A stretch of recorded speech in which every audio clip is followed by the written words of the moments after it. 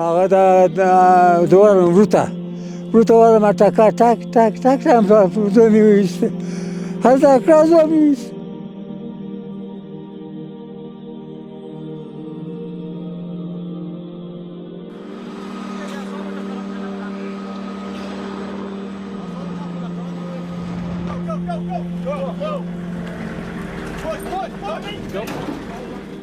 لمسی مې دغه خواته و زوی مې هغه خواته و دواړه شهیدان وو.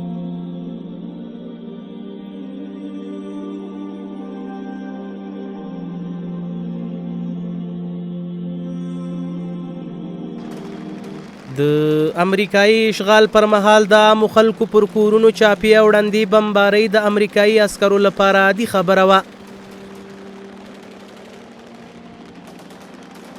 دوی د خپلو وحشتونو په لړ کې د هیواد هره سیمه ګز کړه او هر عام وګړي ته به یې د دښمن په سترګه کتل. د وحشت دا څپه د هیواد تر هر کونج او څنډې رسېدلې وه. د شپې پر مهال به یې د عامو خلکو پر کورونو چاپی ووهلې او بې ګناه ماشومان، ښځې او عمر خوړلي به یې په شهادت رسول.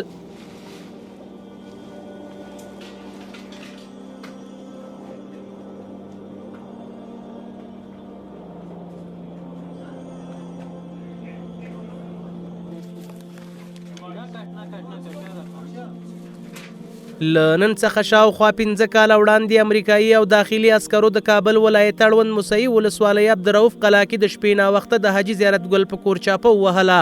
او د ده په شمولي ځوان زوی هم ورته په شهادت ورساوه.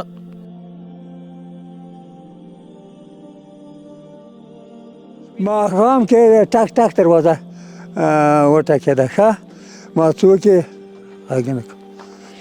داتې غږ نه کو. بیا راغله دلته راغله دلته ترې راغله هغه د ما څه کوې څه شی دي زورواړو ما څه دي زده کړه دې وخت کې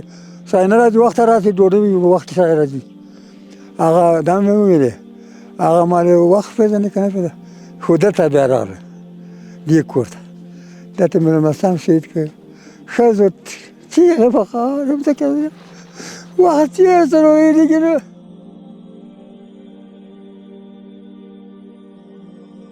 او تاسو کتلی سئ دا د مرمیو هغه دي چاپونه دي دا اوسه پورې موږ دا سپینه ګچ پې لګولی نو دلته مې پلار پروت و ورور مې هلته پروت و بس شهیدان یې کړل چې موږ راتللو دواړه شهیدان پراته ول. بس حاجي زیارت ګل له خپل زوی انوارالحق سره په کلي کې د بزګرۍ چارې مخ ته وړلې. ماښام مهال خپل کور ته ستړي ستومانه راستانه شوه. تمام کلی د شپې په درانه خوب بیده وه چې امریکایي او داخلي عسکرو د حاجي زیارت ګل په کور چاپه ووهله او د زیارت ګل کورنۍ د ویر په ټغر کېنوله.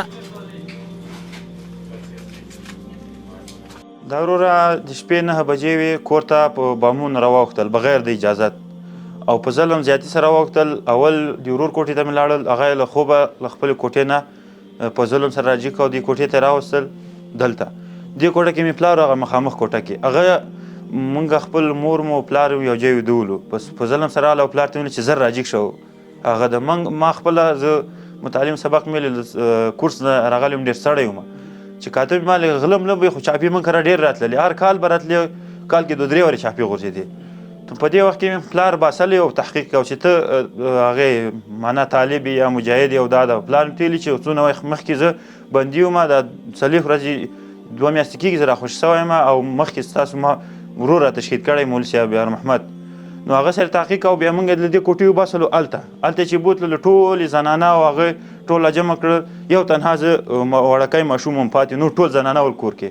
نو په دې وخت کې چې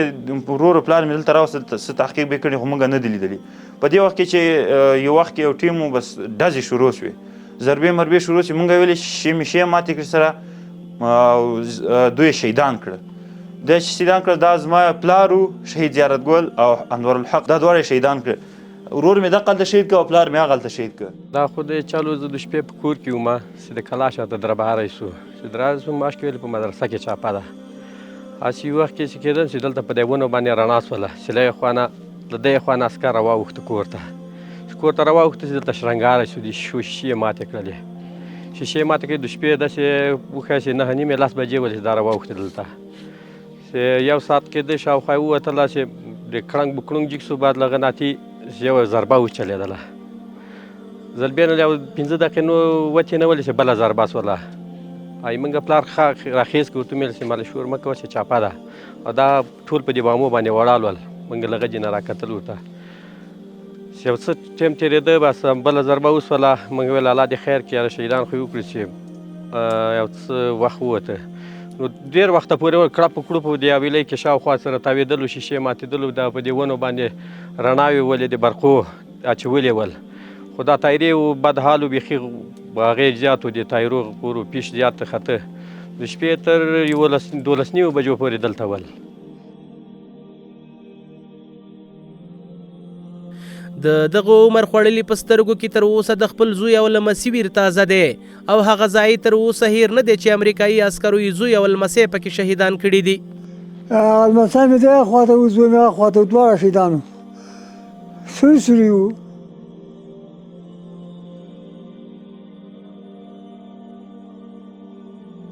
له دې چاپې پوره 2 میاشتې مخکې امریکایي اشغالګرو د همدې سپینګیري د بل زوی مولوي یار محمد په کور شپنۍ چاپه ووهله مولوي یار محمد شهید او د کورنۍ نور غړي شدید ټپیان کړل نو دا چاپه خو په داسې محل کې راغله چې د شپې 3 بجې ولې 3 بجې 2 بجې ولې موږ په صفه کې پراته ولو د موږ والد صاحب محترم په کوټه کې نو شاوخوا د ډزونو اوازونه ول نو داسې وخت راغی چې درم جګ سو موږ داسې ګمان وکړو چې دا درم باندې ده د یو څه وخته بعد داتې کوپار راننوتل کور ته نو موږ په صفه کې پراته ولو موږ یې راجګ کړلو بیا د دروازه ووهله د موږ د والد صاحب د کوټې بیا دا له کوټې راوویسته داسې له کوټې راوویسته د موږ څنګ کې کېنو زه ما بل ورور مې د موږ څنګ کې کېنو یو 2 دقیقې ناست را سره موږ یې له لاسونو ونیولو موږ یې کوټې ته دننه کړلو بیا هغه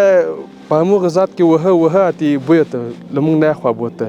موږ یې کوټې ته دننه کړلو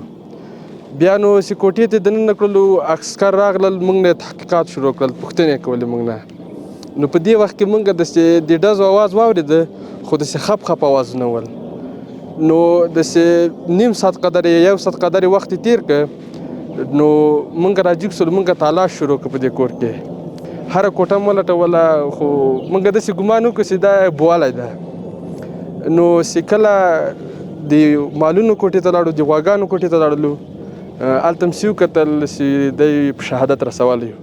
مولوي یار محمد په همدې کلي کې د ښوونځي د استاد او د مسجد د ملا امام په توګه دنده ترسره کوله کله چې امریکایي اشغالګرو هغه شهید کړ سلګونه شاګردان بې برخلیکه پاتې شول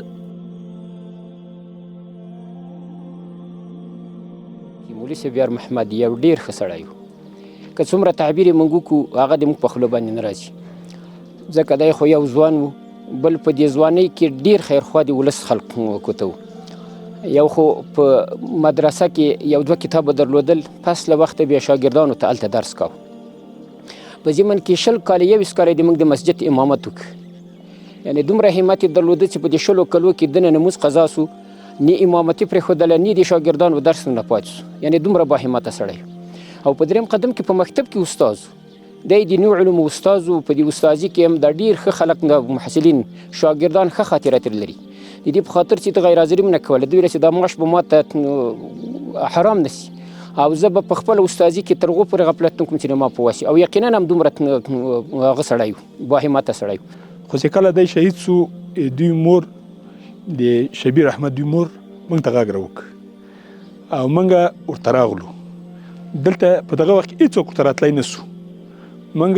یعنې نم دا کار چاپي لیدلی نه ښه نه بد چې کله دی شهید سو موږ ته هغه غږ راوکړو چې راسې مولوي صاحب شهید سوی ده او دا راجګ کوي موږ 2 ورونه او یو مې وراره ورته راغلو دا هلته مخامخ ګوخانه وغوجله وه دا یې هلته شهید کړی و او چې ورته راغلو سترګې خلاصې پاتې وې د موږ وراره عبدالقدوس نومیږي چې اوس په قندهار کې محصل ده درس وایي هلته هغه ورته راغی او مولوي صاحب ته د شهادت مبارکي ورکړه او په سترګو یې لاس راکش کړه مولوي صاحب سترګې پټې کړې امریکایي اشغالګرو چې کله مولوي یار محمد شهید کړ له هغه سره یې یو ټوپک وغورځاوه او بیا یې ترې عکسونه واخیستل تر څو یاد کس وسلوال ثابت کړي همدا تصویر کټمټ د هغه برتانوي افسر د اعتراف خو ثبوت دی چې ویل به د برتانوي عسکرو ترمنځ د افغانانو د وژلو سیالي او رقابت روان و. هغه دا هم ویلي و چې برتانوي عسکرو لپاره دا عادي خبره و چې افغانان به په خپلو کورونو کې ووژل او بیا به په جسدونو ورته وسلې او مهمات کېښودل او رسنیو ته به یې طالب معرفي کاوه. برتانوي ځواکونو لپاره دا یو معمولی کار و چې افغانان به په خپلو کورونو کې ووژل او بیا به د هغوی په جسدونو وسلې او مهمات کېښودل او بیا به یې رسنیو ته طالب معرفي کړ او د برتانوي عسکرو ترمنځ د افغانانو د وژلو سیالي او رقابت روان و.